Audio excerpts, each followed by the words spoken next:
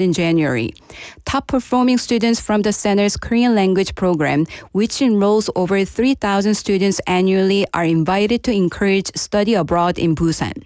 Participants will visit local universities, experience campus life, and explore the city's attractions. Busan City aims to attract 18,000 international students this year to support universities and help address local workforce needs. In international news, U.S. President Donald Trump said Ukraine cannot join NATO, although it still needs some form of security guarantee. In a local interview, he emphasized that NATO membership is absolutely not going to happen and warned that Russia would oppose having NATO forces on its border. Trump suggested limited U.S. support, such as air assistance, but ruled out sending troops. He also blamed former President Obama for Russia's 2014 annexation of Crimea. Trump is helping arrange talks between Presidents Putin and Zelensky and said Zelensky must show flexibility. And now for today's weather.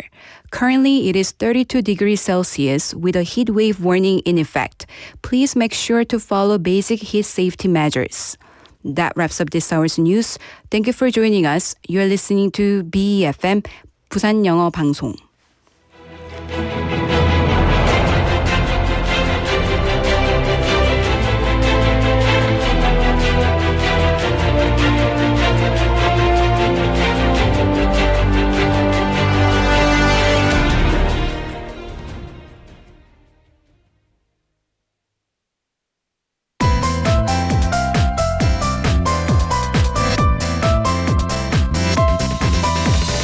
Your best choice. BEFM, 부산영어방송. Coming up next is Midday Mate with Kimberly Ann. BEFM, 부산영어방송.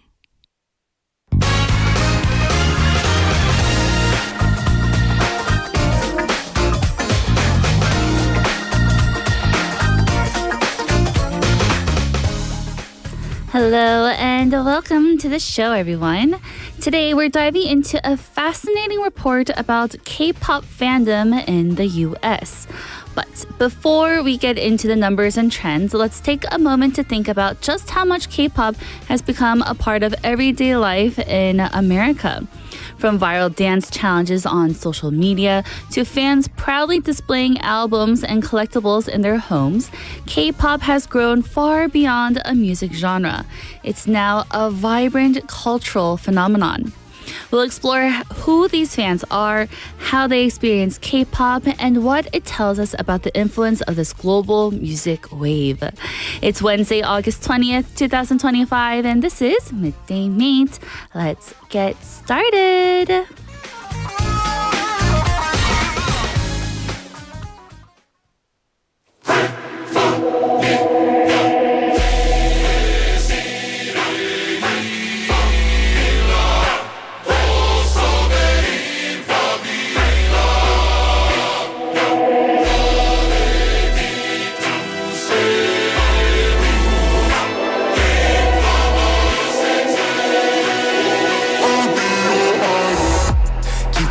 Keeping you obsessed. Play me on repeat, 끝없이 in your head. Anytime it hurts, play another verse. I can be a sanctuary. No, I'm the only one right now. I will love you more when it all burns down. More than power, more than gold. Yeah, you gave me your heart, now I'm here for your soul. I'm the only one who will love your sins. Feel the way my voice gets underneath your skin. Cause I'm preaching to the choir. Can I get the mic a little higher? Give me your desire. I can be the star you rely on. Now I'm on a chair, you can't look away. Don't you know I'm here to save you? I'll be running wild. Yeah, I'm all you need, I'ma be your idol.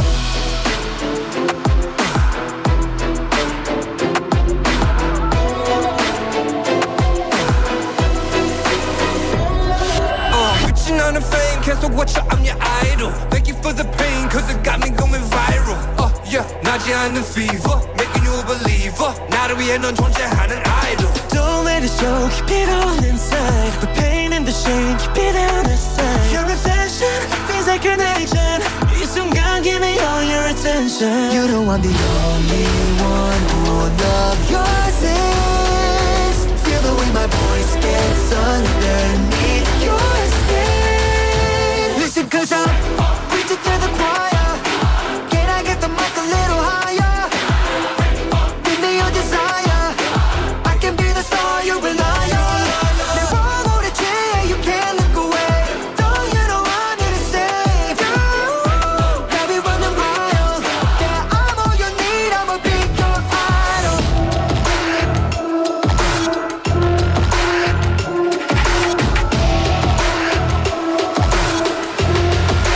Be your idol.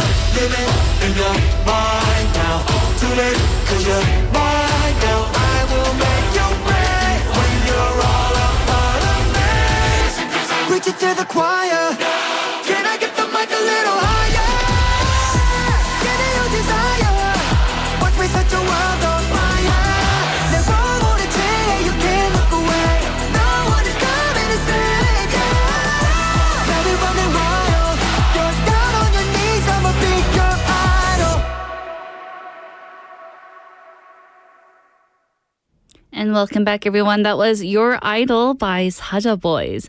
Listening to a song like this, it really gives you a sense of the energy and dedication that drives K-pop fans all over the world.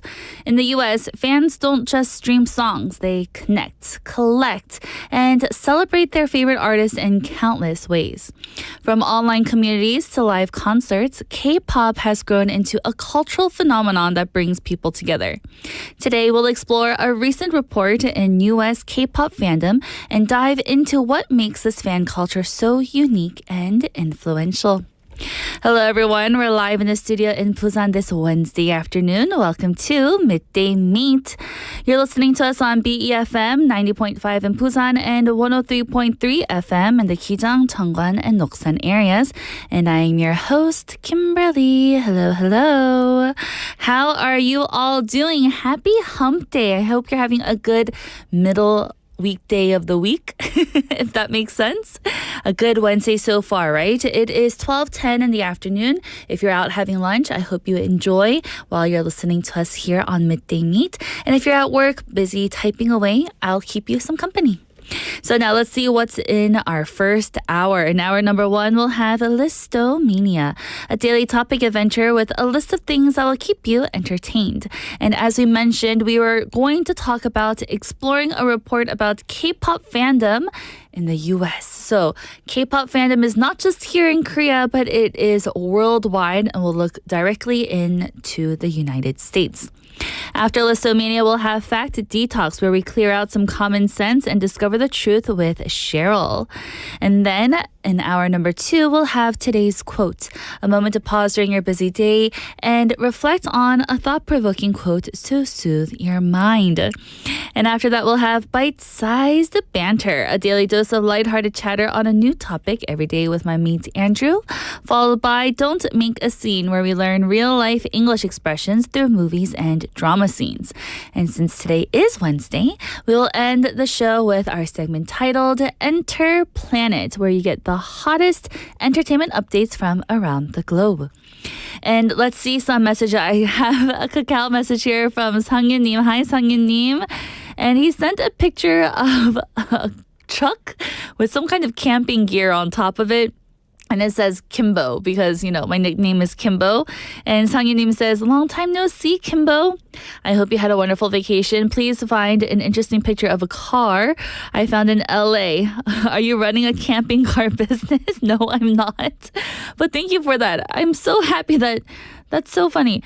I want that now. I want to have this car with the Kimbo camping truck on top. I have another message here from Chae Sung-nim saying, hello, the sky looks higher today. Yes, it does. It was quite blue, and I had seen beautiful clouds up there also. I love it when the clouds are nice and puffy like today. So thank you for joining the show, Sang-yu-nim and Chae Sung-nim. And now our question of the day and text topic. The question is, what's your favorite K-pop group? And why?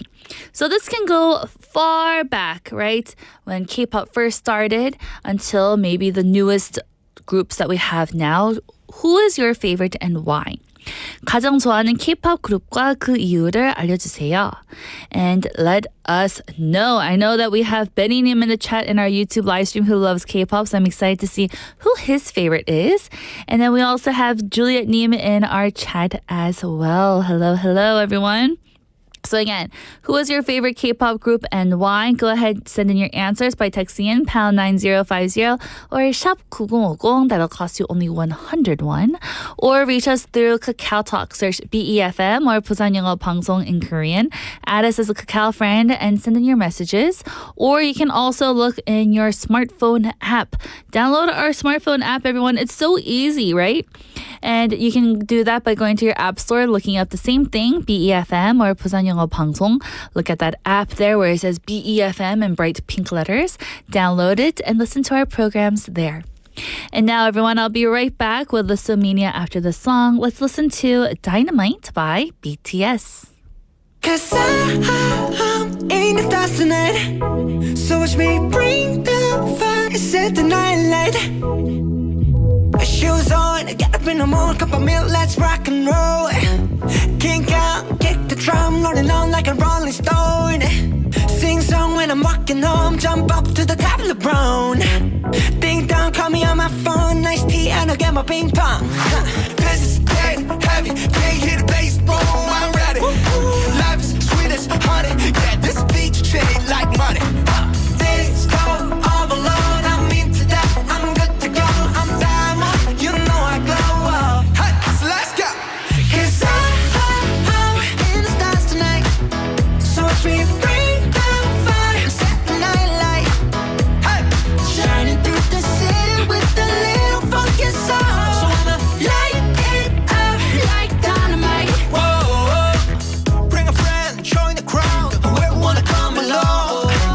Word up, talk, just move right up the wall.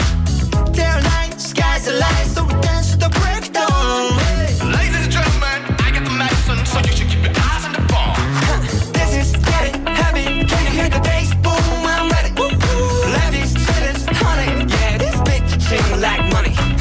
This go overload, I'm into that, I'm good to go, I'm down, you know I glow.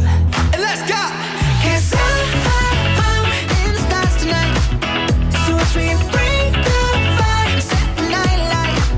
Hey, shining through the city with a little funky soul. So I'ma light it up like dynamite. Whoa, da-na-na-na-na-na-na-na-na-na. Life is dynamite. Da-na-na-na-na-na-na-na-na-na. Life is dynamite. Shining through the city with a little funky soul. So I'ma light it up like dynamite. Whoa, da-na-na-na-na-na-na-na. Da-na-na-na-na-na-na. Da-na-na-na-na-na-na. Light it up like dynamite. Da-na-na-na-na-na-na. Da-na-na-na-na-na-na. Da-na-na-na-na-na-na. Light it up like dynamite. 'Cause I'm in the stars tonight, so watch me bring the fire, set the night alight. Shining through the city with a little fucking soul. So I'ma light it up like dynamite. This is so watch me bring the fire, set the night alight. Shining through the city with a little fucking soul. So I'ma light it up like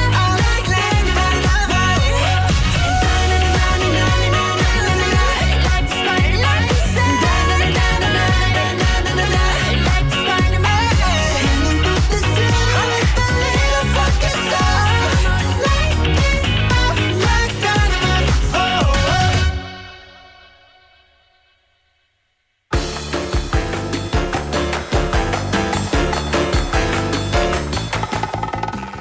That was Dynamite by BTS. And now it's time for Listomania. And we're going to explore a report about K-pop fandom in the US. So, according to Billboard's survey, 80% of US K-pop fans are female and nearly half are under the year of 25 years old.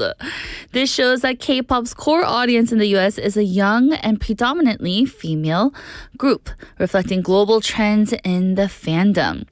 Interestingly, though, the 45 to 54 age group, while only 11% of the respondents, has become one of the most active consumer segments, with 82% purchasing K-pop merchandise in the past year. That is a lot, and 82% of the 45 to 54 range group. This demonstrates that K-pop has multi-generational appeal, attracting both younger audiences and older, more established fans who may have more disposable income. Many fans reported discovering K-pop through social media platforms, highlighting the digital-first nature of fandom in the US. One fan commented, "I stumbled upon a BTS dance challenge on a social media and I was instantly hooked. Now K-pop is a part of my daily life." The report found that 36% of fans had been following K-pop for over 5 years, 46% from 2 to 5 years, and 19% for less than 2 years. This indicates a healthy mix of long-term dedicated fans and newer enthusiasts. Long-term fans often describe their fandom as lifestyle, integrating K-pop into daily routines from streaming music to following idols' social media updates. Shorter-term fans are often drawn by viral hits, trending challenges, or specific breakout groups. Daily listening is very common here, so 82% of fans reported listening to K-pop every day. Many balance K-pop with other genres, with 72% enjoying Western pop, 19% listening to Latin music, and 15% to country. This shows that K-pop fans often have eclectic tastes, blending global influences into their listening habits. Fans also use streaming platforms creatively. Some create playlists by mood, others organize album listening parties with friends, and some even hold virtual events to stream songs together, demonstrating how fandom extends beyond just individual listening. So let's look at consumption patterns and spending behavior. 63% of US K-pop fans purchased a physical CD in the past year, and 41% spent over $100 annually on CDs, with 20% exceeding $250. And isn't that loyalty right there? Because, we don't use CD players, or, our laptops don't have that CD drive anymore. But for fans to continually buy physical CDs here, where it's $100 on CDs or maybe even $250, that is a lot. This demonstrates that fans value physical albums not only for music but as collectibles. Albums often include photo books, photo cards, and other extras that enhance their appeal. Many fans proudly display their collections at home, sometimes dedicating entire shelves or even rooms. 52% of respondents said that they bought multiple versions of the same album due to design differences or bonus content. For example, some fans explained each version has a different photo card or poster. It's like collecting a small piece of art from my favorite group. This behavior highlights how K-pop merges music with visual art, turning album ownership into an interactive hobby.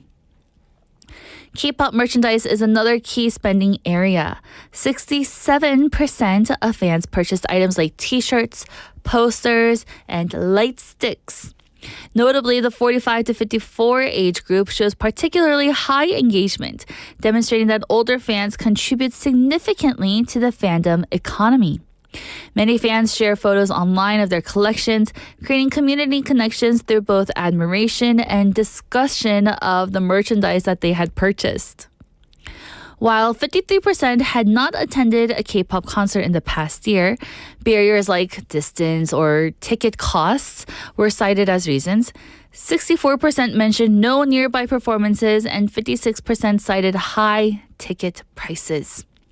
Yet, those who attend concerts describe them as life-changing experiences with immersive production, enthusiastic crowds, and a sense of connection with the artist. Virtual concerts have also become popular, allowing fans to engage even in physical attendance isn't possible. I remember going to my first concert, and let me tell you, we were sitting, but then all of a sudden these people started standing up, and we were still sitting because we were tired, and we felt this whole chair go back and forth like this. It was crazy. So let's look at the cultural impact and the future trends of what may come up. Half of the surveyed fans reported that K-pop positively impacted their lives. Therefore, fans cite improved mental well-being, inspiration for creativity, and social connections as key benefits. For many, K-pop communities provide emotional support and a sense of belonging, particularly for younger fans navigating through work or school or just stress in general. K-pop's influence extends into broader U.S. culture. It appears in academic discussions, media coverage, and even fashion trends. For instance, universities have hosted K-pop dance workshops, and media outlets often highlight K-pop effect on streaming charts and online trends. This demonstrates that K-pop is no longer a niche interest, but a mainstream cultural phenomenon. The report emphasizes that K-pop agencies should consider U.S. fan preferences when planning concerts, merchandise, and promotional events. Strategies may include localized content, fan engagement campaigns, and expanded online experiences. By acknowledging the diversity of the U.S. fandom, agencies can tailor experiences that maximize both fan satisfaction and commercial success. So what are our key points from today's Listomania? First up, U.S. K-pop fans are primarily young and female, but include a dedicated older demographic as well, which may be shocking, but now you learn something new. 2, fans are highly engaged, often investing in multiple albums and merchandise, showing that fandom is both emotional and economic. 3rd, K-pop has a measurable positive impact on fans' lives and continues to shape U.S. cultural trends. And 4, agencies and artists can leverage this data to expand fan engagement, improve concert accessibility, and design products that appeal to diverse fan segments. So, with that, we are growing in a world where K-pop is also growing exponentially again, not just in Korea, but in the US. So for all those K-pop fans out there, continue to support and have fun. With that, let's take a song break, everyone. Here is How It's Done by Huntrix.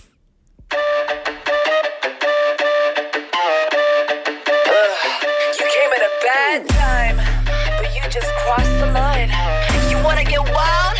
Okay, I'll show you wild. Better come right, better luck trying. Get into a level, cause you might die. Never the time, trying to start a battle. Bleeding isn't in my blood. Beating you is what I do, yeah. Body, I'm naughty, but sorry. And when you pull up, I pull up a little late to the party. La, I can load it, I was born for this. There ain't no point in avoiding it. Annoyed, 불빛은 다 비켜, 네 앞을 뺏겨. Logging you out like a lullaby. Hear the sound ringing in your mind. Better sit down for the show, cause I'm gonna show you how it's done. Hot tricks, don't miss how it's done. Hot tricks, don't quit how it's done. Run, we run the town. Whole world playing our sound. Turn it up, it's going down. Hot tricks, show this how it's done.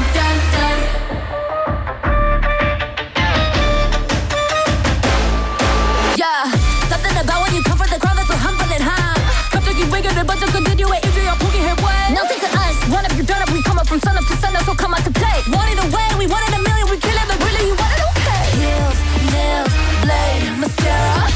Fit check for my neck pump error. Need to be my face, make it cute and savage. Mirror on my phone, who's the baddest? Hello.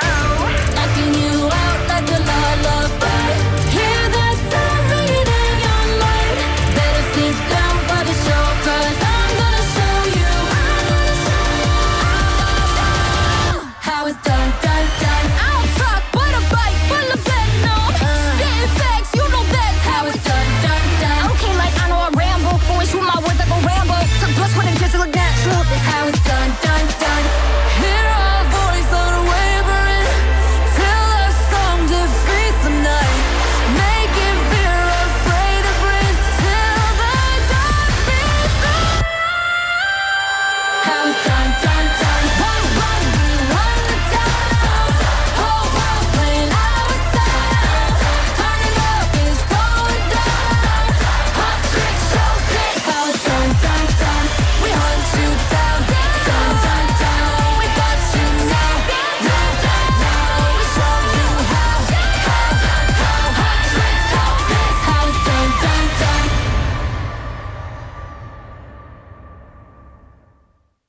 You just listened to How It's Done by Huntrix, and I'm your host, Kimberly, and you're listening to Midday Mate.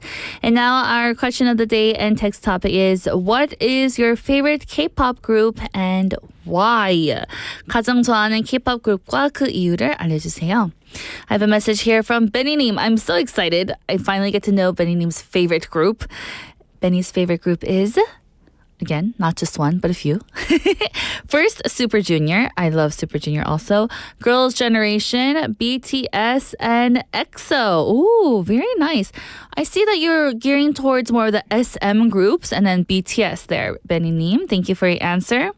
I have another message here from Juliet Neem saying, my favorite K-pop group is Blackpink since they are all so talented and I especially like Roje. She sings very well and she is gorgeous. I believe so too. I'm so glad that she's breaking out into the US pop stream also. Sangyun Nim saying, recently I like aespa the most because the members are attractive and their songs are so upbeat that makes my favorite workout background music. I listen to aespa at the gym and Midday Mate for jogging. Woohoo! I made it! Very good. Thank you everyone for your answers. There are, so many different types of groups out there with different companies having their own color also, and then within that company they have different groups that are also very different from each other. So go ahead and let me know what your favorite K-pop group is and why. Go ahead and send it in by texting pound 9050 or shop 9050. That'll cost 101. Or reach us on Kakao Talk like Chae-sung-nim did, because Excuse me. Chae-sung-nim said, I can only think of BTS. I love their amazing dancing skills. That's also very good. They're super talented also. Not only that, but they're super dedicated. If you look at their dance practice videos on YouTube, they, are very coordinated. Yes. Thank you for your answer, Chae-sung-nim. Or again, you can send in your answers through our smartphone app also, because you can first download our app and then leave us comments after you log in. Or you can just join the party on our YouTube live stream, everyone. And with that, again, the question of the day is, what's your favorite K-pop group and why? Let me know. But until then, let's get into our Wednesdays segments.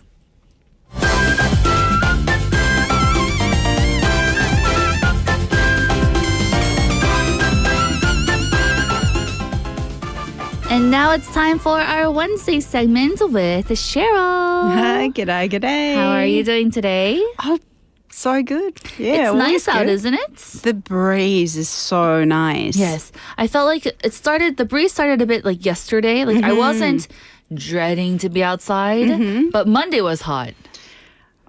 Monday I couldn't deal with it. It's so hot and the water is freezing cold. Is it really? Yeah, and the jellyfish are here. Ooh. Yeah, not fun. At all the beaches? Oh, I was just in one beach, so I don't know. Jellyfish.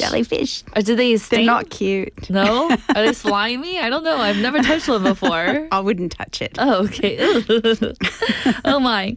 Well, before we get started on Fact Detox, I wanted to ask you our question of the day. Okay. And it is, what's your favorite K-pop group and why? Okay, so I'm not really into K-pop. That might earn me some hate, but just really not into it. However, I did like a group called SG Wannabe. I see. And they're from early 2000s to 2010-ish. And I really like them because they went into different genres of music. It wasn't about how they looked. It was about their vocals.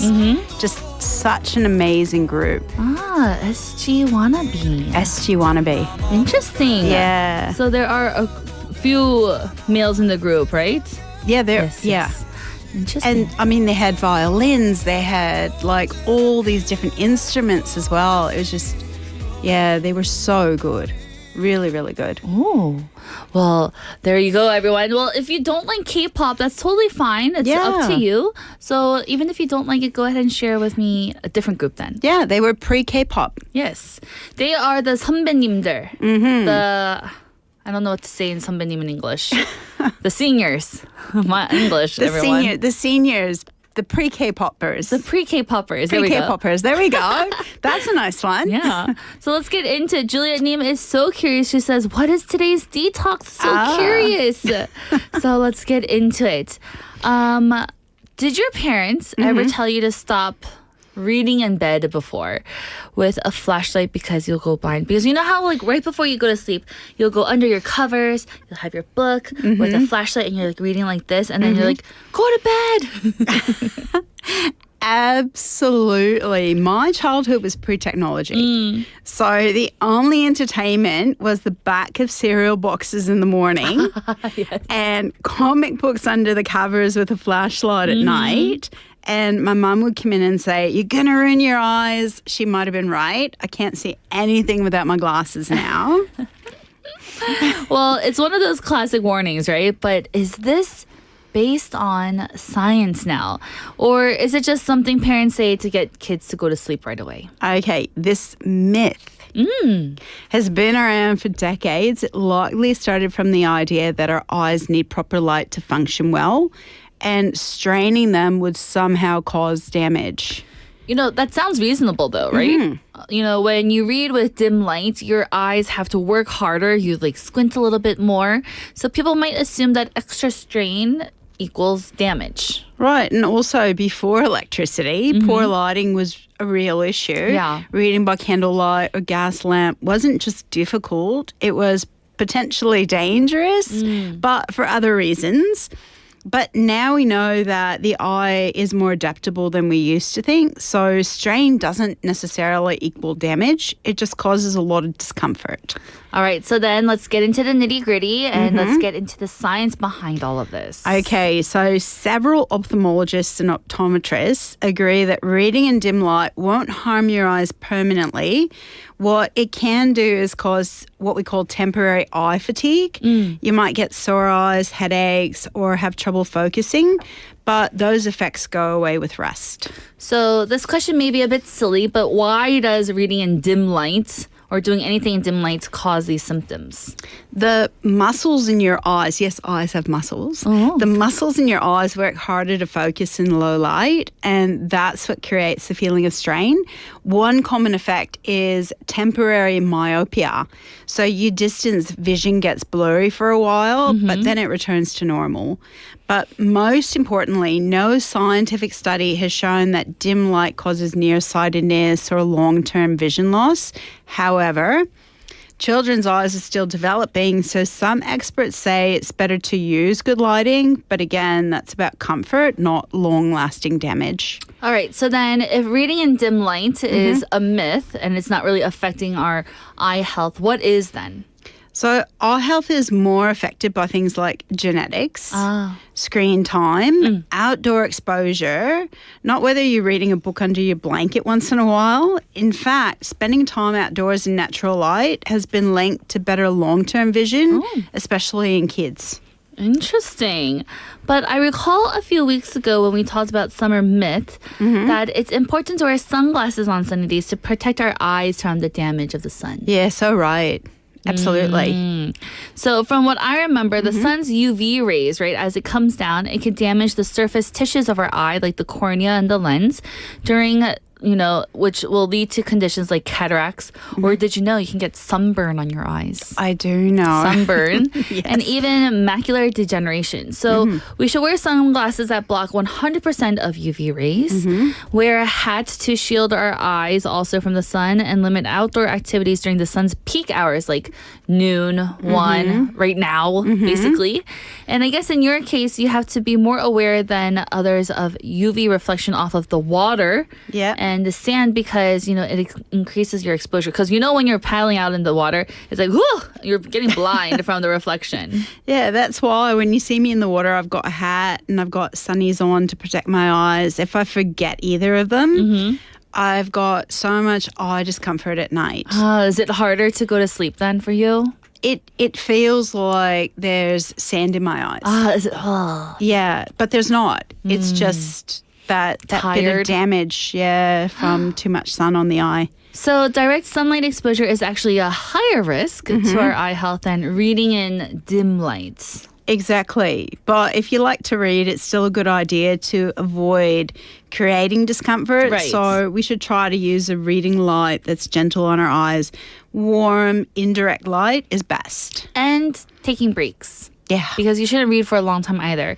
I've heard that every 20 minutes, it's good to take a break and look at something like 20 feet away, just so that you can remember the 20-20 rule. 20 minutes of reading, look at something 20 feet away for 20 seconds. 20-20-20, everyone. 20-20-20 rule. And is this also a good way to protect our eyes from becoming strained? And if our eyes feel tired, that's our body's way of asking for a rest. It doesn't mean that you're doing harm. So this not only is for like reading physical books, but it's also when you're looking at the screen. So everyone that is working at the office right now, yes, look at it for 20 minutes, look at something far away for 20 seconds, and then go back to work. You got permission to take breaks. Yes, from me. Everyone, tell your boss. If your boss is like, what are you doing? Why are you looking outside? Kimberly told me to look outside for 20 seconds. It's a thing. It's not a myth. Yes, but don't make the 20 seconds to 20 minutes. I don't want to get you in trouble. So maybe this autumn, come exam time when kids are studying also, little breaks might be a good idea to rest not only their brains, but also their eyes. Yeah, absolutely. Another myth detox. No, reading in the dark won't damage your eyes.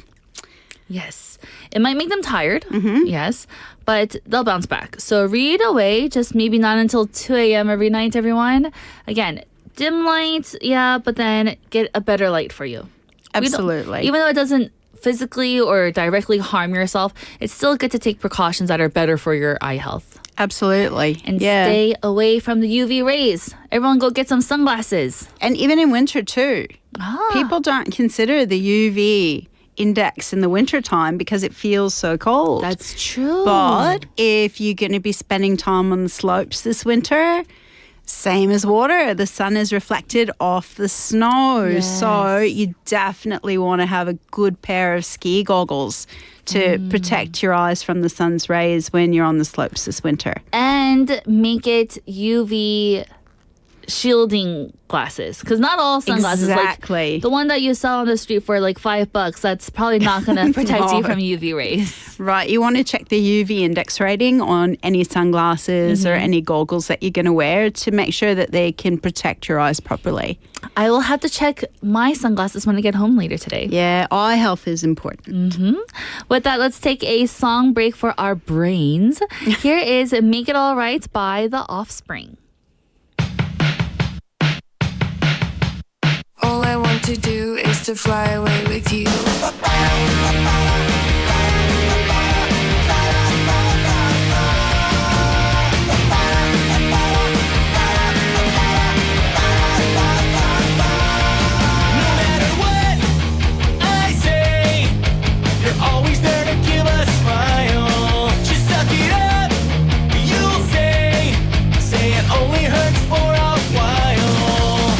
Show me the way, never obey. Give me black clouds on a summer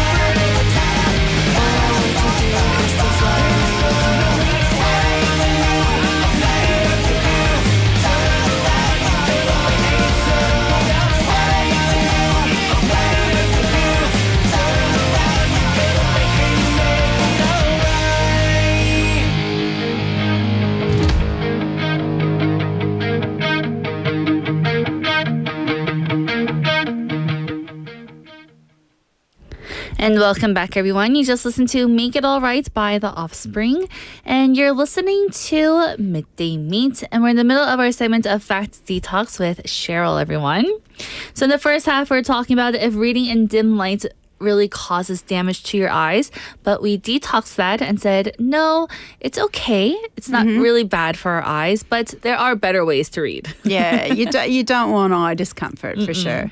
So Cheryl, before we move on, I have a quick quiz for you. Okay. You ready? I don't know. I'm not good at quizzes. I wasn't very good at school. Here we go. Okay. All right. What kind of tree does a banana grow on?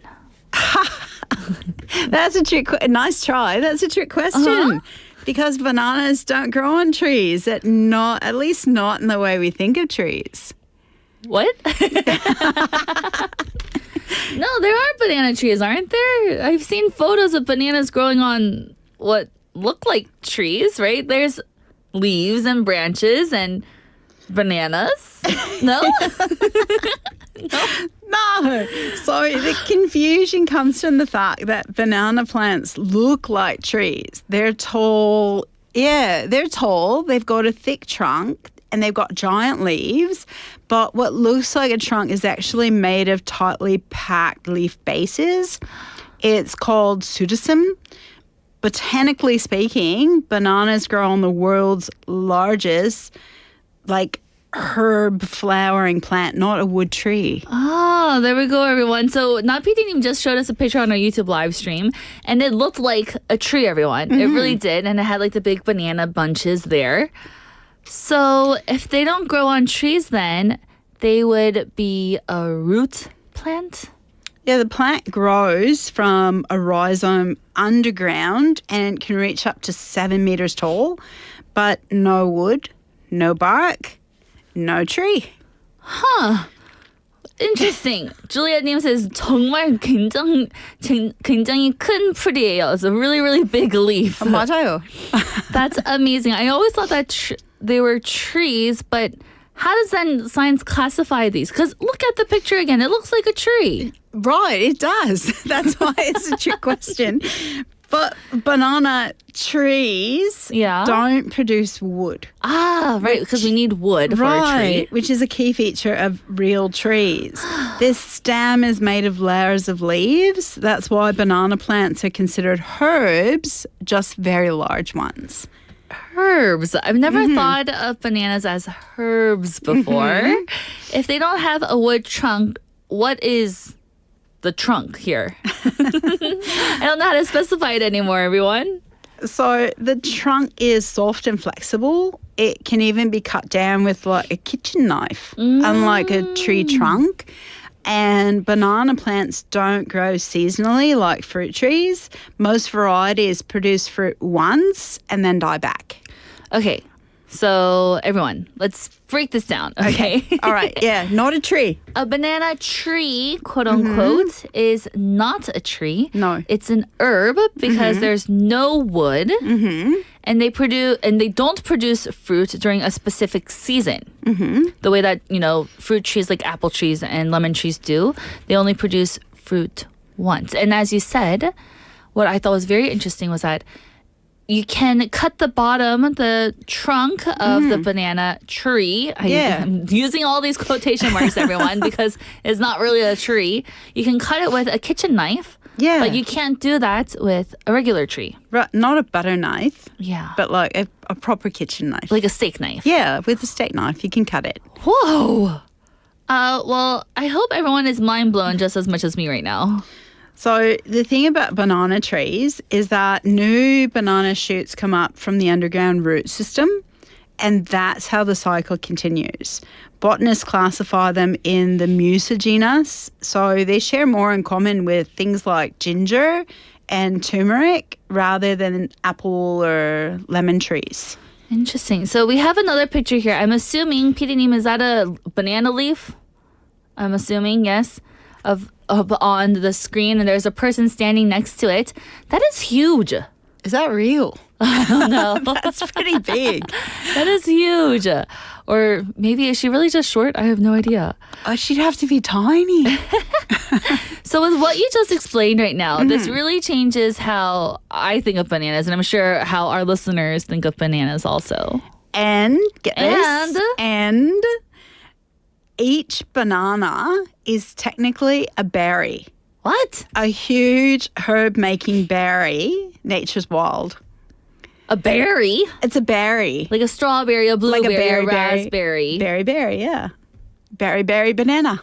Interesting. I can't wrap my head around it, everyone. I still can't. So the next time someone says banana tree, you'll know that they really mean banana plants. Yeah, right? Exactly right. Oh, it's fascinating to see such a giant fruit-bearing herb in action. So if you want to visit a banana farm, look down. The real magic happens underground of the actual banana plant here. It's a great reminder that not everything natural fits the labels we expect. Okay, so while we're still on the topic of bananas, Yeah. this of course makes me think of the animal that loves to eat bananas, which you gave us a hint on last week. Oh, yeah. You said something with monkey business. Yeah, monkeys. So is this another myth that they like bananas? I think they like bananas, right? Well, when we think of bananas and monkeys eating them, it is actually a bit of a myth. It's a myth. Yeah, a bit of a myth. A bit of a myth. So do they not like bananas? So anyone who's been to places like a monkey forest in Indonesia knows that they do. But surprisingly, bananas aren't their primary or even most natural food. In the wild, their diet mostly consists of fruit, seeds, leaves, and insects. Bananas are a human-cultivated herb, berry, fruit, and often not found in their natural habitats. But aren't there wild bananas that grow naturally, though? So the Cavendish variety, which is sweeter and are the type that we eat, are different from the wild bananas that monkeys might encounter in their natural habitats. So where does this idea that monkeys liking bananas come from? The stereotypical connection between monkeys and bananas most likely comes from their presence in captivity, where they were often fed bananas, and also from their appearance in media. Ah, again, there we go, everyone. Media has tricked us. It might have tricked us with that picture of the banana leaf and the girl. Maybe. Then if bananas aren't a monkey's natural food, aren't there some health concerns with them eating a lot of bananas that we're feeding them? Yeah, there are. And some zoos have actually stopped feeding monkeys Cavendish bananas due to their high sugar content, which can lead to health problems like diabetes in monkeys, monkey diabetes. Oh my goodness. So yes, we have I didn't believe you. Okay. Oh, you didn't? I didn't believe you when you said a banana was a berry. I was like, no, this is just too much for my brain to process. So I looked it up right now and I went onto the search engine. I said, is a banana a berry? And then it just says, yes, a banana is a berry. Why would I bring in anything that's not true in a detox? I don't know. It's okay. Well, it's been double fact checked, so we know it's absolutely true now. Yes, it says, is banana a berry or a fruit? Botanically speaking, a banana is both a berry and a fruit. Remember, if it's a berry, it also is a fruit by default. Yeah. And here's the deal. The banana flower contains only one ovary, which grows into a single banana, which is what sets it apart. Interesting information today. I don't know. Still mind blown today. So when we see monkeys during our travels, don't hand them a banana. Because it's not good for their health. We want them to keep them healthy. We want to have, monkey diabetes out there, everyone. And we also learned that a banana is a berry. And then we also learned that, reading in dim light is okay for our eyes. It doesn't, deteriorate our eye health, but there are better ways. Yeah. Whew, I'm out of breath with that recap. Thank you so much, Cheryl. That was a lot of information. I still got to research some banana business. Until then, I'll have to wait until I see you next week. Yeah, for some more detox. Yes. Well, I'll see you then. See you next week. Bye-bye. Bye. And that's the end of our first hour, everyone. I'll be back at 1 p.m. after the song. Here is Banana Pancakes by Jack Johnson.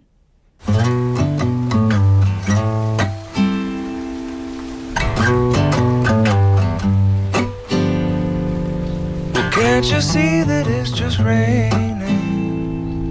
There ain't no need to go outside. But baby, you hardly even notice when I try to show you. Song is meant to keep you from doing what you're supposed to. Waking up too early, maybe we could sleep. Make you banana pancakes, pretend like it's the weekend now. We could pretend it all the time, yeah. And can't you see that it's just raining? There ain't no need to go outside. But just maybe like a ukulele, mama made a baby. Really don't mind the practice, cause you're my little lady. Lady, lady, love me, cause I love to lay you lazy. We could close the curtains, pretend like there's no world outside. Then we could pretend it all the time, Lord. And can't you see that it's just raining? There ain't no need to go outside. Ain't no need, ain't no need.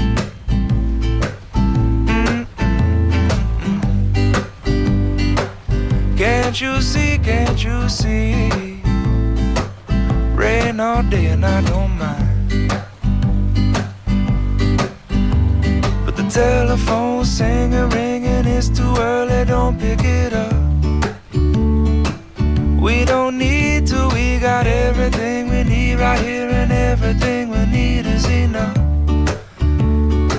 Just so easy when the whole world fits inside of your arms. Do I really need to pay attention to the alarm? Wake up slow, wake up slow. But baby, you hardly even notice when I try to show you this song is meant to keep you from doing what you're supposed to. Waking up too early, maybe we could sleep. Make you banana pancakes, pretend like it's the weekend now. And we could pretend it all the time, yeah. And can't you see that it's just raining? There ain't no need to go outside. Ain't no need, ain't no need. Rain all day and I really, really, really don't mind. Can't you see, can't you see? You gotta wake up slow.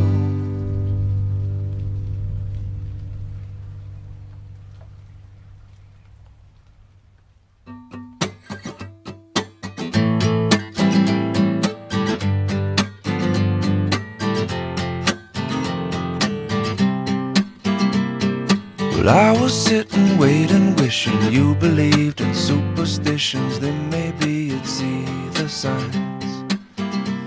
But Lord knows that this world is cruel, and I ain't the Lord, no, I'm just a fool. And loving somebody don't make them love you. Must I always be waiting, waiting on you? Must I always be playing, playing your fool? I sang your songs, I danced your dance, I gave your friends all a chance. Putting up with them wasn't worth never having you. Oh, maybe you've been through this before, but it's my first time, so please ignore the next few lines, cause they're directed at you. I can't always be waiting, waiting on you. I can't always be playing, playing your fool. I keep playing your part, but it's not my scene. Want this plot to twist, I've had enough mystery. Building it up, but then you're shooting me down.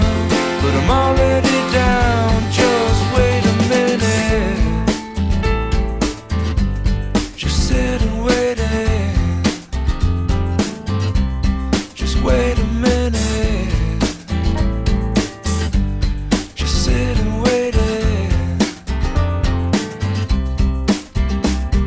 Well, if I was in your position, I'd put down all my ammunition. I'd wonder why it taken me so long. But Lord knows that I'm not you, and if I was, I wouldn't be so cruel. 'Cause waiting on love.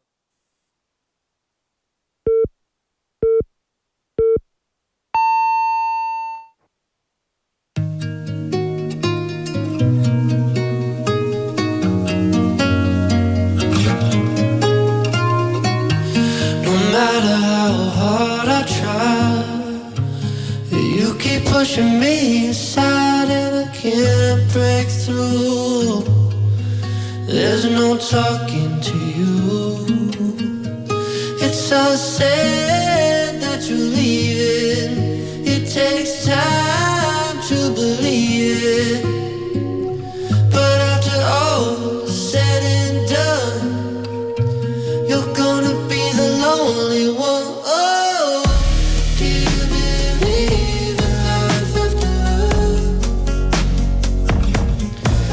I can feel something inside me saying I really don't think you're strong enough. No, do you believe in life after love? I can feel something inside me saying I really don't think you're strong enough. No, what am I supposed to do? Sit around and wait for you? Well, I can't do that. Then there's no turning back. I need time to move on. I need a love to feel strong. 'Cause I've had time to think it through, and maybe I'm too good for you. Oh, do you believe in life after love? I can feel something inside me saying I really don't think you're strong enough. No, do you believe in life after love? I can feel something inside me saying I really don't think you're strong enough. No. Well, I know that I'll get through this, 'cause I know that I am strong, and I don't need you anymore. Oh, I don't need you anymore. Oh, I don't need you anymore. No, I don't need you anymore. Believe in life after love. I could feel something inside me saying I really don't think you're strong enough. No, do you believe in life after love?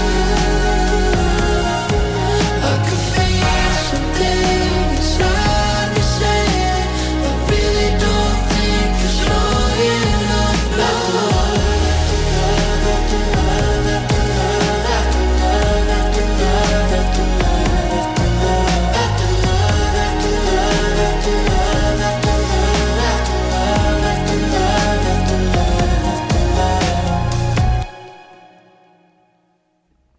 And welcome back, everyone. That was Believe by Gus Dapperton, a song that carries a dreamy, almost nostalgic feeling. When we listen closely, it reminds us how much music can capture that quiet hope we all hold inside.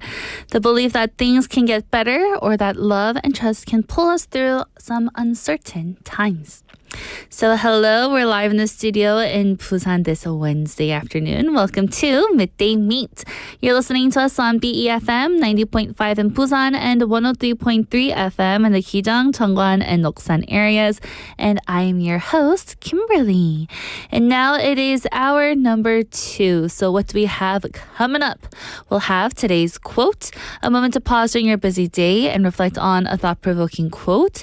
And then after that, we'll have some bite-sized banter, where it's a daily dose of lighthearted chatter on a new topic every day, where Andrew and I just talk non-stop about different silly topics. After bite-sized banter, we'll have Don't Make a Scene, where we learn real-life English expressions. And then we'll end the show with Enter Planet for the hottest entertainment updates from around the globe. And now our question of the day and text topic, it is, what's your favorite K-pop group and why? What is your favorite K-pop group and why? 가장 좋아하는 K-pop 그룹과 그 이유를 알려주세요. I have a message here from 상유님's son named Ian. Hello, Ian, saying 저는 사자 보이즈보다 헌트릭스가 더 좋아요. Oh, so more than 사자 boys, he prefers 헌트릭스. So thank you for coming in, Ian. I hope you're having lots of fun in Hawaii also. I have another message from 만학도 영어님 saying, I believe that K-pop stars who are spreading Korea to the world are the true patriots of our time, and I'm truly grateful for them. She continues saying, I'm from an older generation, so I don't really know much about K-pop groups. Honestly, I prefer trot music over K-pop. But lately, there's been one group whose song keeps lingering in my ears. Though they're not a real group, they're called Huntrix. So yes, I feel like K-pop Demon Hunters is definitely, setting it out for themselves, even though they're not a real K-pop group, but their songs are just so addictive, aren't they? So again, thank you for your answers, 만학도 영어님 and Ian. And everyone else, go ahead and send in your answers. Let me know what is your favorite K-pop group and why. Text in pound 9050 or shop 9050, that'll cost 101. Or send a message on Kakao Talk after you add us as a friend. Or even look up our smartphone app. Go to your app store, download our app, and then you can listen to our programs and even leave us comments there on the app after logging in. So now I'll be right back with today's quote after the song. Here is Slowly Spilling Out by Saint Motel. I was born, now I'm gonna be fine. Oh God, I think I want blood. I got my gun trying to get the job done. Under the street lights, feeling the cold breeze. You really hurt me. Yeah, there were late nights, I stayed up drinking. I tried to forget, had to get even. And now it's my turn to pull the trigger. But I got something better. Here's all my love. And take it all, take it all. All my love. A waterfall, waterfall. I still feel the pain. I hope you get better, better. All my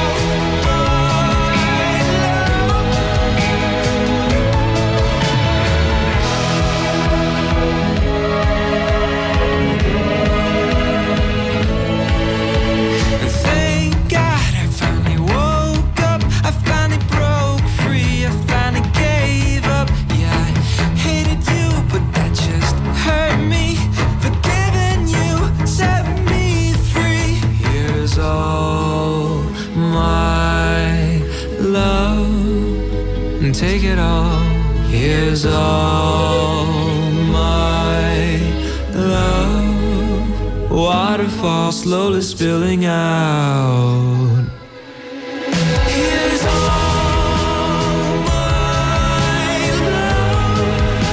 And take it all, take it all. All my love. A waterfall, waterfall. I still feel the pain.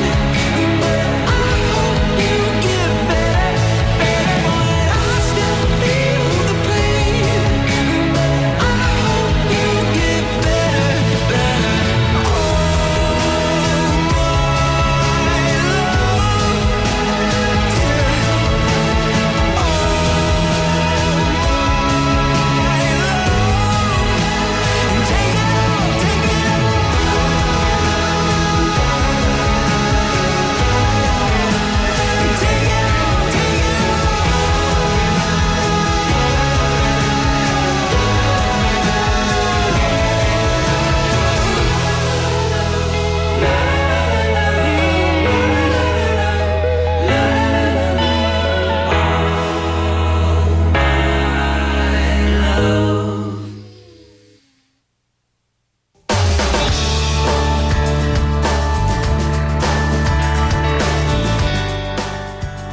was Slowly Spilling Out by Saint Motel, and now it's time for today's quote.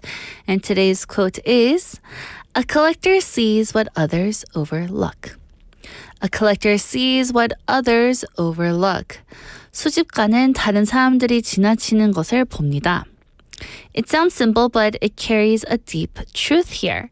Collecting is not just about owning objects. It's about noticing small details that most people walk right past. Think about a child who saves coins, or someone who keeps ticket stubs from every concert that they've been to. To many, those items might look like ordinary scraps of metal or pieces of paper. But to the collector, each one is a story, a memory, and a little piece of their time captured forever. That's the magic of collecting things. It sharpens the eyes and opens our hearts. Whether others see clutter, collectors see connection. A vintage postcard might remind them of an old journey.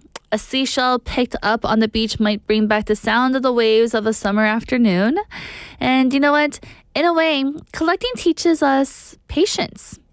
It takes time to build a collection, one item at a time.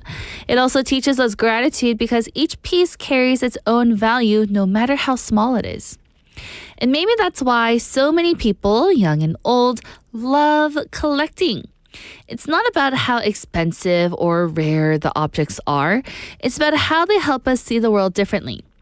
A collector notices beauty where others just see nothing. So the next time you pass by something ordinary, whether that be a stone, a leaf, or even a photograph, think of it as potential treasure. After all, being a collector is not just about objects, it's about learning to see. And you know what? For me, this idea of collecting really connects to the way I notice small things in daily life.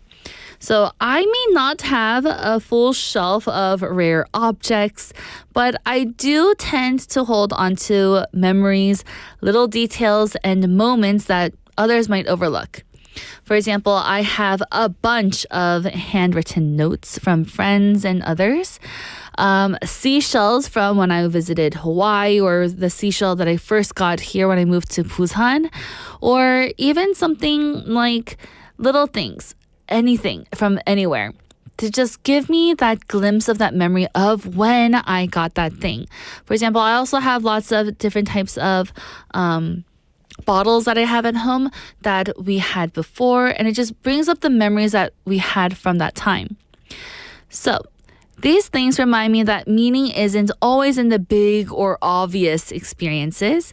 It's often hidden in the small and quiet ones. And as we mentioned in today's quote, it doesn't have to be something super rare, right? I know that there are many collectors out there. They like to collect rare things, and it does mean a lot. But for me, it's literally a rock that I have in my shelf. I also think collecting teaches us something about slowing down, as what we've said earlier about patience, right? In a world that pushes us to keep moving quickly, collectors remind us that it's okay to pause and appreciate one thing at a time. I realize that when I take the time to notice these small treasures, life feels fuller and more connected. It's not about building a collection to show others. It's more about building a collection of reminders that shape who I am and how I see the world. So whether you're out there collecting small things, whether it be letters, rocks, sand, seashells, or other types of things, I hope they all bring back a little bit of memories and reminders of what you went through in the past. So again, today's quote is, "A collector sees what others overlook." A collector sees what others overlook. 수집가는 다른 사람들이 지나치는 것을 봅니다. And that was today's quote, everyone. With that, let's take a song break. Here is Life is a Highway by Tom Cochrane.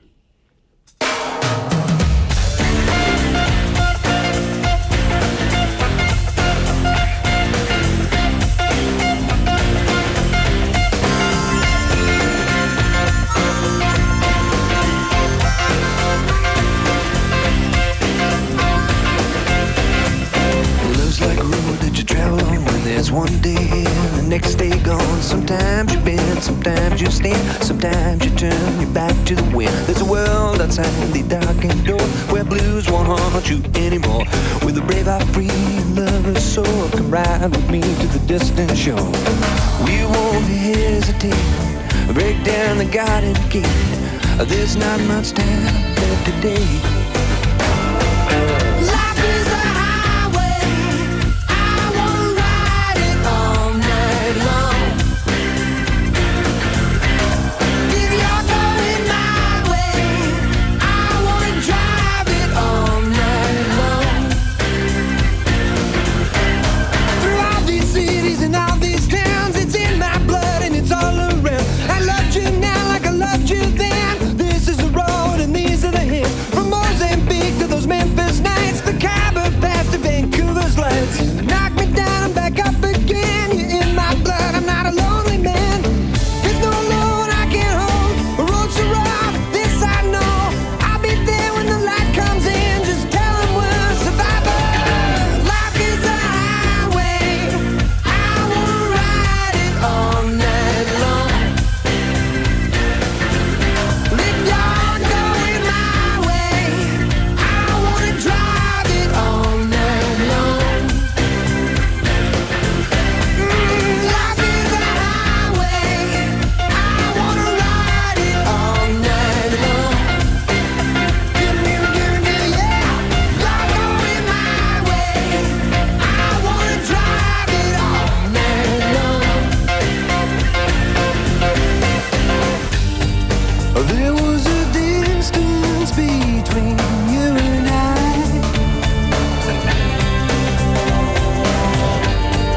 a misunderstanding once, but now we're looking in the eye.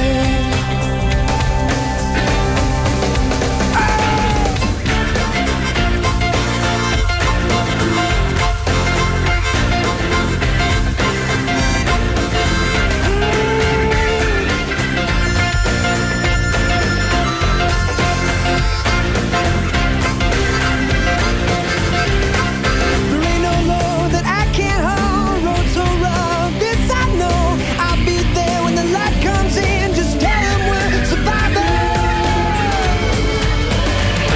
Life is a highway, I wanna ride it all night long.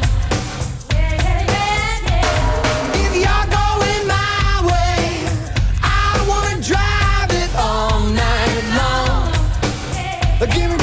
Gimme, yeah. Life is a highway, I wanna ride it all night long. If you're going my way, I wanna drive it all night long. Gimme, yeah. Life is a highway, I wanna ride it all night long. If you're going my way, I wanna drive it all night long.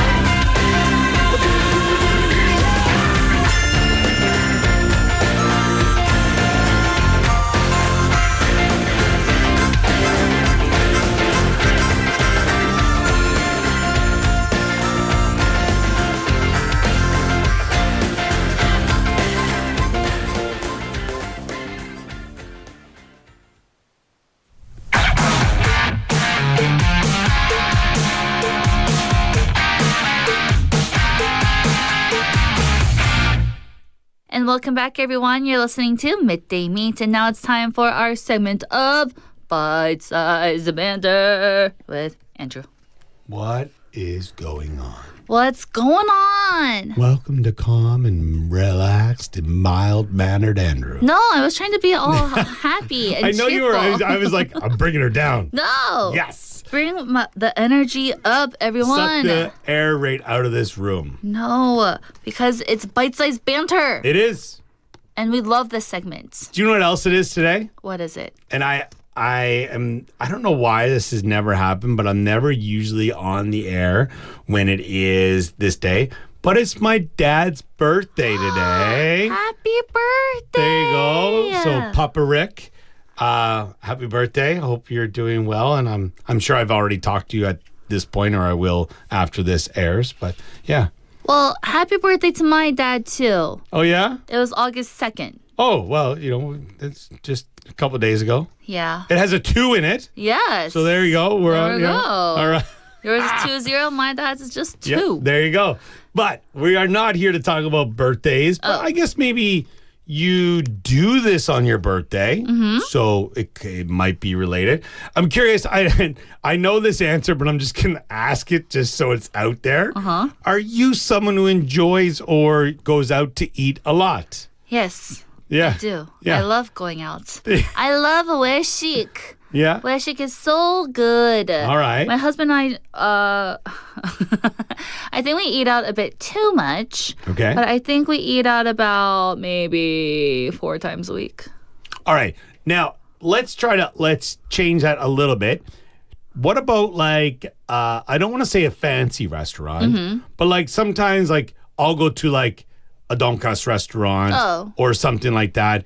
And yes, it is eating out, but it's not like, I don't know, because I would say it's probably between 15,000, something like that. So it's not like I'm not breaking the bank. And obviously I understand that is for some people expensive. Yeah. But I mean, you can also get it for say 8,000 won. But like if you go to a place that between the two of you, it's going to be say like $80 or like palmana, you know. Then we go out to eat maybe 3 times a week. Jumping. So I got to get on that train. All right. Well, then maybe this year question really applies to you then, more so than me. Okay. All right. Now, for our listeners, we're going to talk about a little bit about rituals. All right. So things that you find yourself doing. And it's not like, I guess this could be looked at as a negative as well, depending on what you're doing. But do you have a ritual you always do before food arrives at a restaurant? Alright, so everyone, 식당에서 음식 나오기 전까지 꼭 하는 루틴은 무엇인가요? Do you have an actual routine that you do when you go out to restaurants? I'm trying to think. I was just at a restaurant with my family. I believe it's a bit different with my kids because it's more like trying to keep them entertained. And then it's like, when is the food getting here so we can feed these animals? But if it was just like my wife and I going out, we don't really, like, maybe I want to make sure I have enough water or I have a drink. Maybe that might be a ritual. Or to be honest, whenever I order, maybe this is me, but if I go to a place that has a menu, like a proper menu, open it, and then we order... and the waiter always says, okay, and they try to collect the menus. I'm like, I'm going to hold on to this. Yes. So I'm maybe my ritual is thinking or looking for what I might order next. If what I ordered is not filling, like I'm not full. You know, I didn't think about that at all, but we Yeah. often do that too. Okay. Just in case if we're going to order a little bit more later on. Just in case. Or you're getting ready for dessert. Ooh. That could be it as well. You know what I mean? Or, you know, if you have ordered appetizers and you're like, maybe we need one more, something like that. You know, maybe you want to get some nachos or, you know, another order of bread or, you know, some guacamole. Yum. Oh, my goodness. Delicious. I wasn't that hungry before we started this. Now I am starving. Yeah. Well, for me, I always do this because... I don't know. I think it's just like embedded in me now. But I'm always the one that's taking out the napkins and placing it around. Okay, yeah. Giving everyone their utensils, their chopsticks, their spoons, and laying it out for them. And then after that, I'm filling up everyone's water, unless someone else already started it. Yeah. But usually I'm the person to do that. Yeah, I would say I would always be looking to do that as well. But we kind of passed that, you know, chore, if you will, on to the kids and let them kind of do something. So like they always want to grab, like, even like if my wife is sitting, you know, if you're in like a Korean style restaurant, usually there's a little, I don't know what, little box on the table or the sliding drawer on the side. And if my wife goes to grab for it, it's usually my youngest is like, hey, that's my turn. Aww. It's me. That's what are you good doing? then. So, And then my oldest always wants to pour the water for everybody. So it's like, yeah, you know, you get a little bit of a responsibility, a little job. Ooh, they're So, learning. yeah, well, they could be a little faster with some other stuff. Like the dishes, the bathroom. Oh my. You know, sweeping, mopping the floor. Reaching for too much now. Never.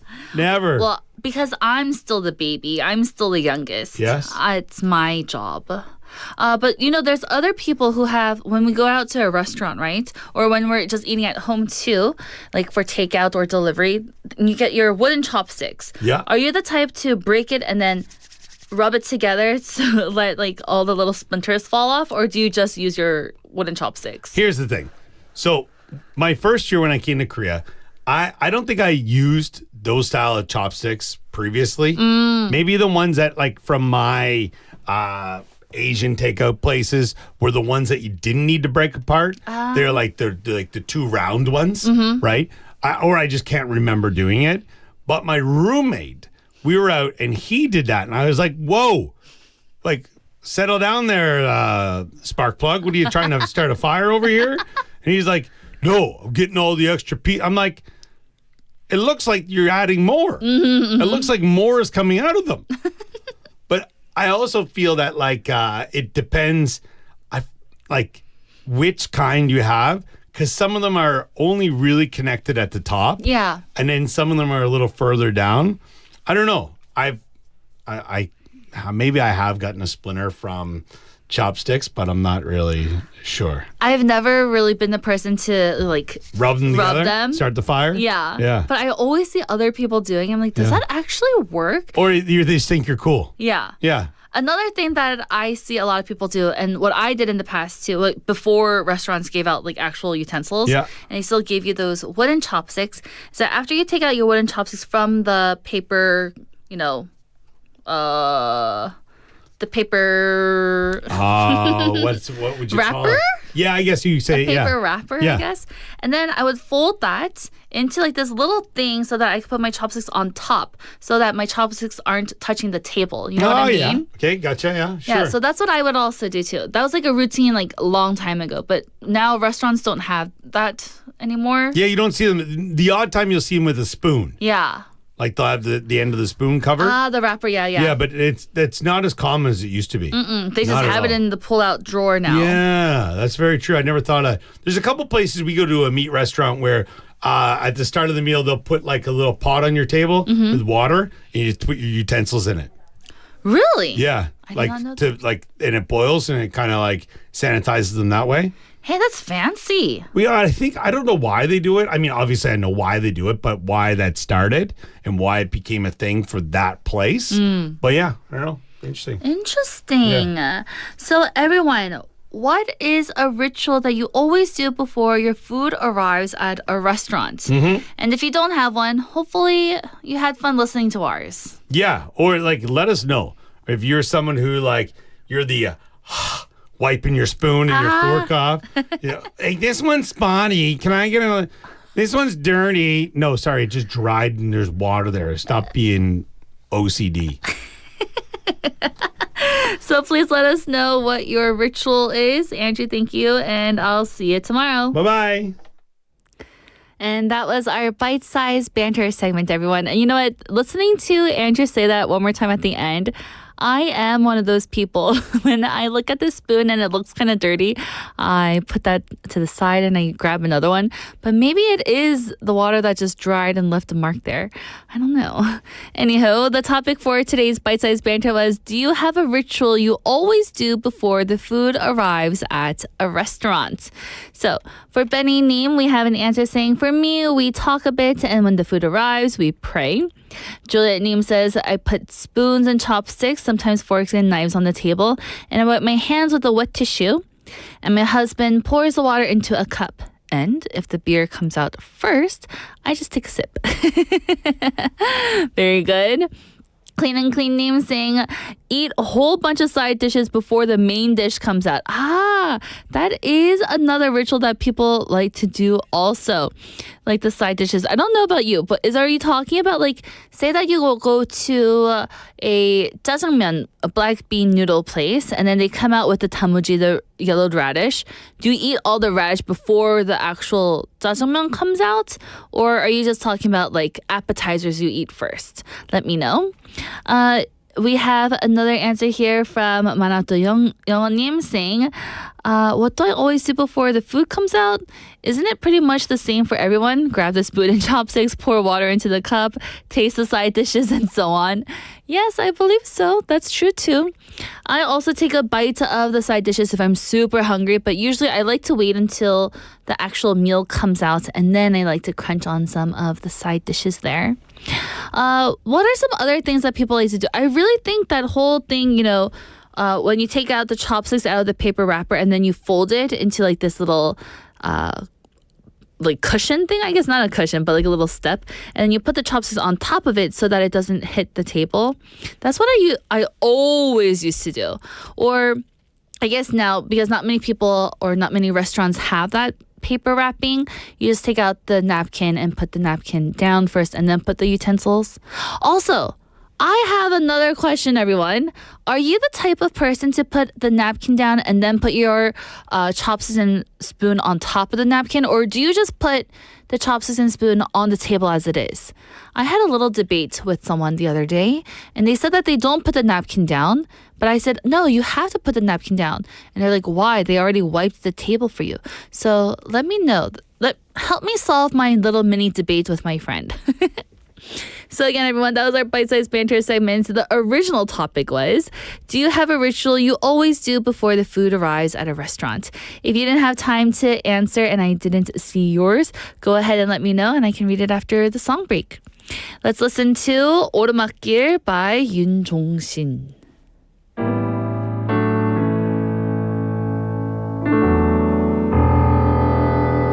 이제부터 웃음기 사라질 거야 가파른 이 길을 좀 봐 그래 오르기 전에 미소를 기억해 두자 오랫동안 못 볼지 몰라 원만했던 우리가 지나온 길에 달콤한 사랑의 향기 이제 끈적이는 땀 거칠게 내쉬는 숨이 우리 유일한 대화일지 몰라 한 걸음 이제 한 걸음일 뿐 아득한 저 끝은 보지 마 평온했던 길처럼 계속 나를 바라봐줘 그러면 견디겠어 사랑해 이 길 함께 가는 그대 굳이 고된 나를 택한 그대여 가끔 바람이 불 때만 저 먼 풍경을 바라봐 올라온 만큼 아름다운 우리 길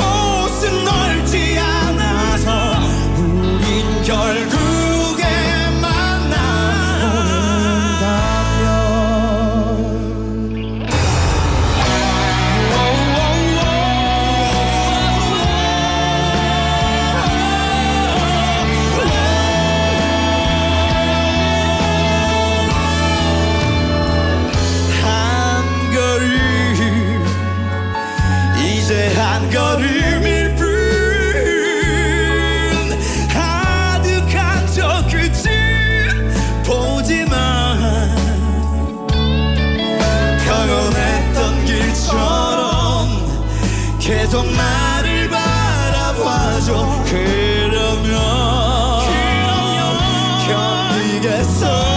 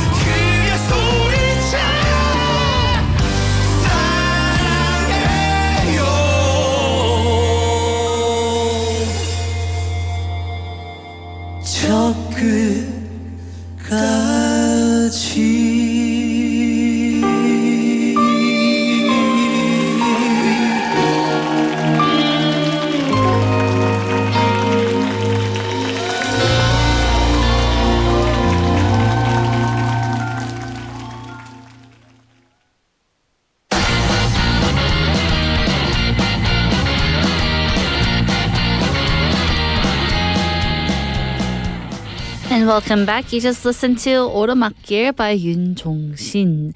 And now it's time for Don't Make a Scene. And this week we're going to learn some expressions from the TV sitcom The Office. Let's look at what we learned earlier from yesterday. On Tuesday, we learned about the expression point is. Point is. It's a casual, straightforward way to bring attention to the core message of what you're saying. It's kind of like saying, here's the bottom line, or this is the main idea. And now, today, we have a new expression from our show. Today's quote comes again from The Office, the iconic American sitcom that chronicles the everyday lives of the employees of the Dunder Mifflin shop. Here in season 7, episode 16, it features Michael Scott in one of his trademark rambling moments because, again, it's a mockumentary.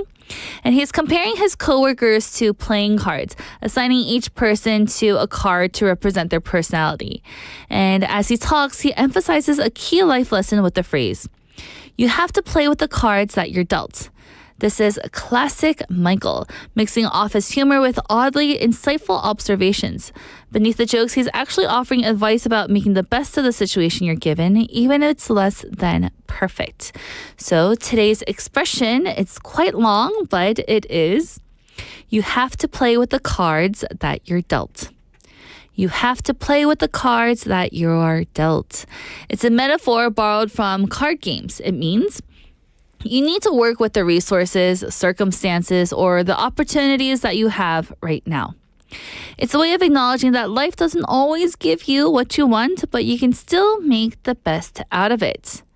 So this phrase is quite versatile. You can use it in very different situations. You can use it in personal, professional, or social contexts whenever someone needs a reminder to accept reality and just adapt to it. It emphasizes flexibility, resilience, and strategic thinking, like a poker player making the most of a tough hand, meaning a tough hand, which is like the hard cards that they got. It's not that good. So here are some examples on how to use these expressions. The first one is, I know, our budget is small, but we have to play with the cards that we're dealt and still make this project successful. So maybe you're at work and you're part of a project and the budget isn't that, good. They only gave you a teeny tiny bit of money, but you have to play with the cards that you're dealt with and make the event successful.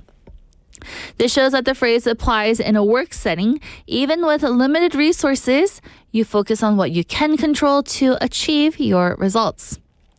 A second way is, you can't change the weather for your picnic, so we'll have to play with the cards we're dealt with and set up indoors. So say that you planned a picnic outside, but then it started raining. You can say, we'll have to play with the cards we're dealt with and just set up indoors. Here it's used in a casual everyday scenario. Life didn't give you the ideal weather conditions, but you adapt and you still enjoy the day. The next way to use this expression is this. I didn't get the scholarship I wanted, but I'll play with the cards that I'm dealt and make the most of my other opportunities. So this example works for personal challenges here. You accept the setback, but plan to succeed anyway. So although you weren't able to get the scholarship money, we'll just have to deal with it. And the last way to use this expression is, we have some unexpected players on our team. So we just have to play with the cards we're dealt with and just adjust our strategy. So you can use this in sports or maybe even group activities. It encourages teamwork and creative problem solving despite the imperfect circumstances. So say that everybody wants to play offense, but no one wants to play defense for a sports team.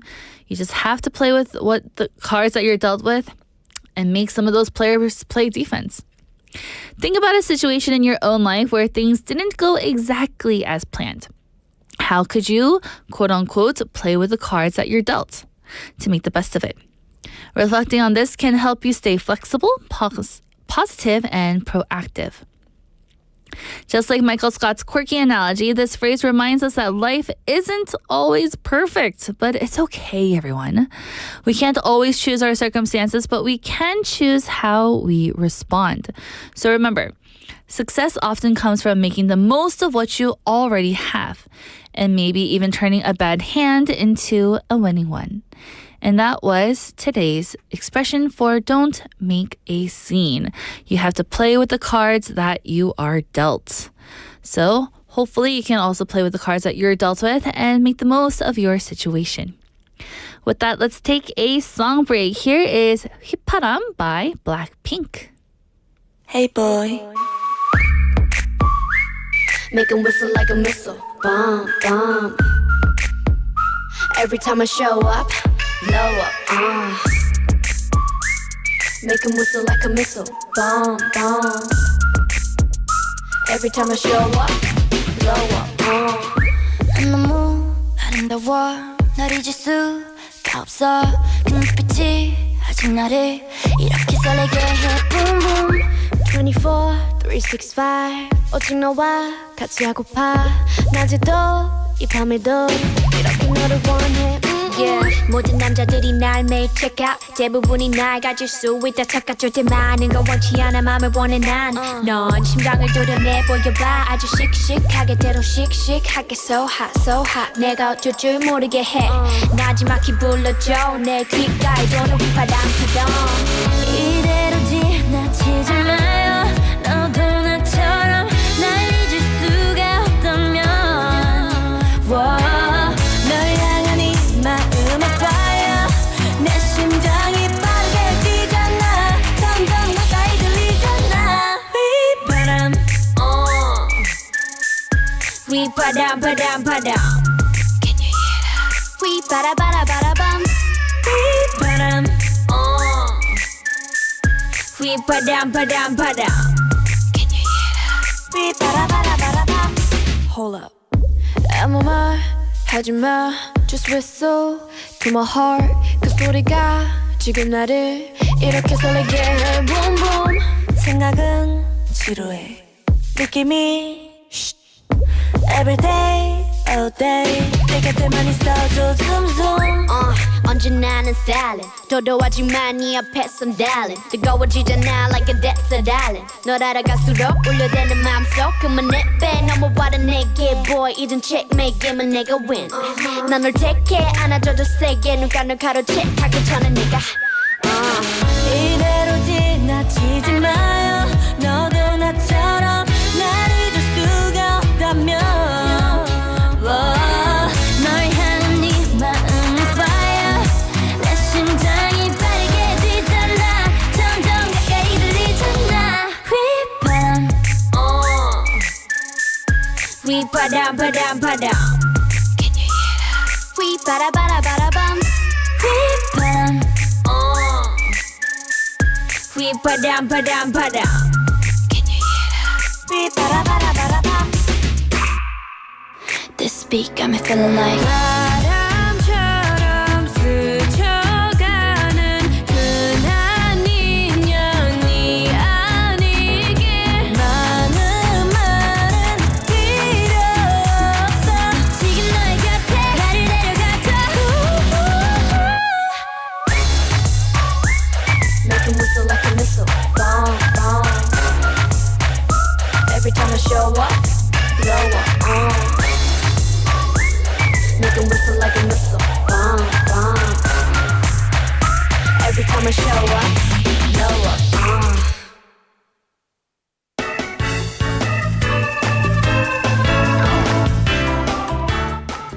And welcome back, everyone. That was 휘파람 by Blackpink. And now it's time for Enter Planet, where we get the hottest entertainment updates from around the globe. Up first, we have Gwyneth Paltrow and her love for Korean food. So not only is K-pop expanding out, but K-food also. Hollywood actress Gwyneth Paltrow recently shared that kimchi played a role in her recovery from COVID-19, adding once again to her reputation as a fan of Korean cuisine. For many Koreans, kimchi is more than just food. It's a symbol of resilience, comfort, and health. Recently, she posted a photo of kimchi on her social media, showing that her love for the dish is still going strong. Hearing that an international star continues to embrace its highlights how Korean food culture is traveling far beyond the borders, connecting people through taste and tradition. And here's a little picture here of her with her kimchi. Up at number 2, we have singer Sean's Liberation Day Marathon. So, you may know singer and philanthropist Sean from Jinu Sean marked Korea's Liberation Day by running an extraordinary 81.5 kilometers. 81.5 kilometers, everyone. More than just a personal challenge, the run symbolized the historic date, of course, August 15th, and raised over 2.3 billion won for charity. Sean has long been known for linking athletic feats with giving back to society, and this achievement is another reminder of how determination can inspire generosity. I saw pictures, I got the goosebumps when I saw him finish it. He went past as he was holding the Korean flag and then went past the finish line and then just laid there totally tired. I could see it in his eyes. What a great person. Up at number 3, we have In-sunee honored with the Woman of Influence Award. Legendary Korean singer In-sunee has received the Pearl S. Buck Woman of Influence Award, recognizing her decades of contributions to both music and society. Known for her powerful voice and equally powerful presence, In-sunee has broken barriers and opened doors for many artists to follow.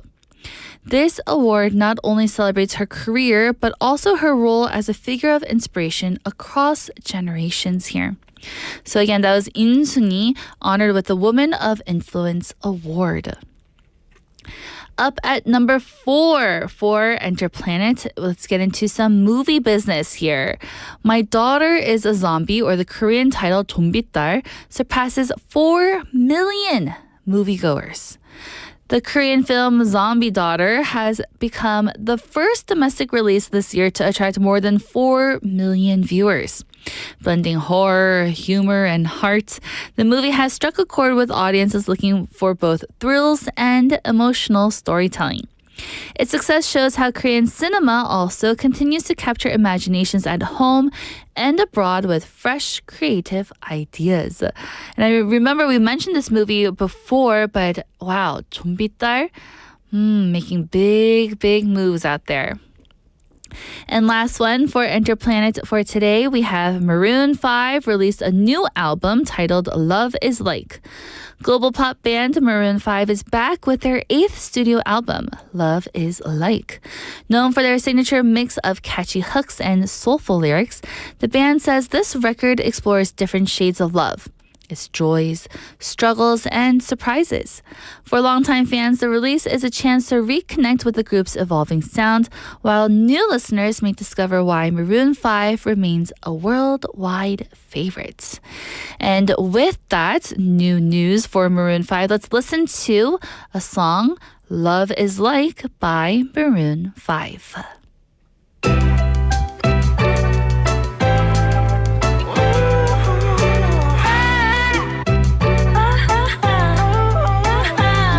Love was like drugs, and I had suitcases full of it. I never thought the day would come when I would burn through it all.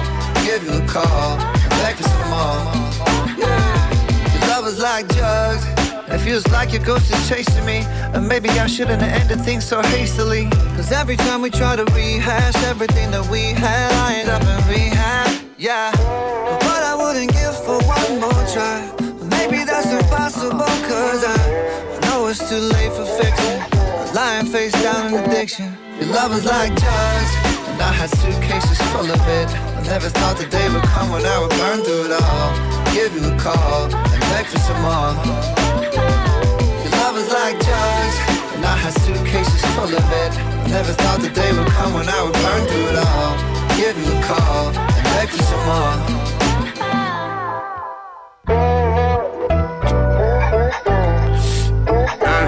Your love is like dope, got me twisted like rope. Let's elope. If she left a note, it was murder that she wrote. I'm addicted to you, look what this did to you.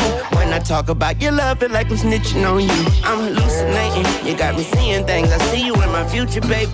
You're intoxicating, got me high as hell. You my cartel, baby, I'm your clientele, and you supply well. Your love was like drugs, and I had suitcases full of it. I never thought the day would come when I would burn through it all. Give you a call, and beg for some more.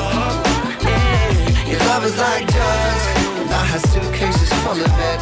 I never thought the day would come when I would burn through it all. Give you a call, and beg for some more. Moolah, baby. I did bad things that I don't regret. Like if I say I wouldn't do them all again.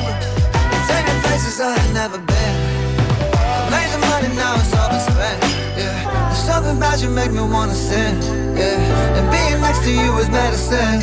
I swear I never this up again. Just let me get a taste of love is like drugs.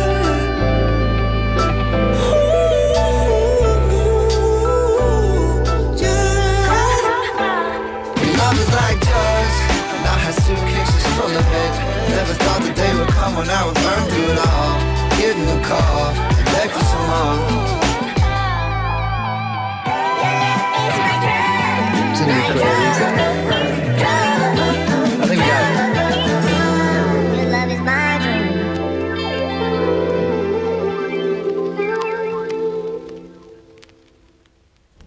Welcome back, everyone. You just listened to Love is Like by Maroon 5 from their newest album, Love is Like. And now, our question of the day and text topic. Today, we're talking about K-pop. So, what is your favorite K-pop group and why? 가장 좋아하는 K-pop 그룹과 그 이유를 알려주세요. I had an answer earlier in the show from Uriel Kim님. Hello, hello. Saying, my favorite K-pop group is Blackpink. Their songs are very catchy and I love their performance on stage. So cool. And that's why PD님 changed the song list and put Blackpink there for you, I believe. So I hope you enjoyed that, Uriel Kim님, and thank you for your answer. So everyone, look at the time. We're already towards the end of the show, and it's time to wrap up. I've been your host, Kimberly, and here's our last song, How Deep Is Your Love by Jinwoo Shun. Thank you for listening. Have a wonderful Wednesday, and I'll see you all again tomorrow. Bye! Like this.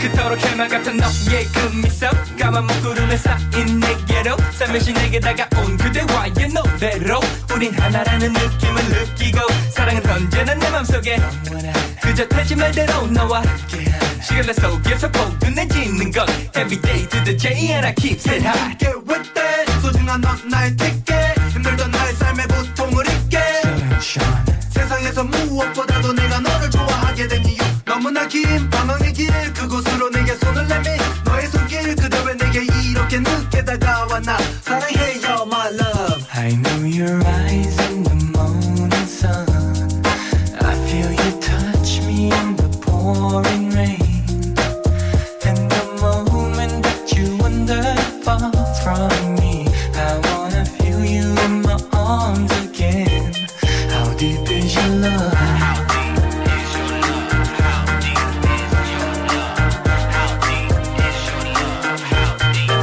너만을 강력한 내 가슴만큼 커다란 슬픔 영원한 것이 될까 너의 마음 변하진 않았을까 얼마나 많은 사랑이 남아있나 불안한 지금 이 모든 게 쓸데없는 고민들 이제 믿음만이 내 모든 아픔을 다 지워준다 언제나 그건 반드시 절대로 펼치 않듯이 널 지켜줄게 너의 두 눈 속에서 살아갈게 언제나 같이 할게 너와 하나 만나 내 인생에서 사는 이유 하나 빛이 된 나를 밝혀줘 더 부셔줘 너를 위해서 혹시 다른 곳 다시 태어난데도 오직 내게 너 하나 And